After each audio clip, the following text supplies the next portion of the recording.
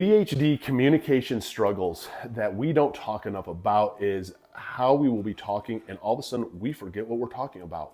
Mid conversation, we will all of a sudden lose our whole train of thought. And that's because we have memory deficits.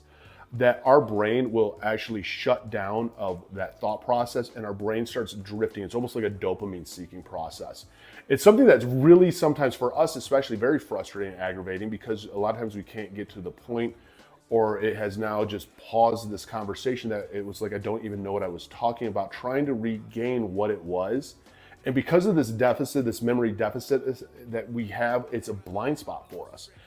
This is something that does happen. A lot of times it will happen on impulsive conversations, not necessarily on geared conversations. The one thing I learned though, I got diagnosed ADD at 13, re-diagnosed ADHD at 17, no one ever really told me about this, is that just keep talking. Eventually it may come back to you, and if it doesn't come back to you, it wasn't something that was actually really important to this conversation. I had conversations where it was something that was actually really important, and through talking more, I was like, oh, and this is what I meant to tell you or what I needed to talk about. But if it wasn't actually relevant to the conversation, we won't remember it usually, and that is okay. Again, I share just because this is something I've struggled with, and it is hard for us sometimes in the middle of conversing with somebody to just literally forget what we were talking about.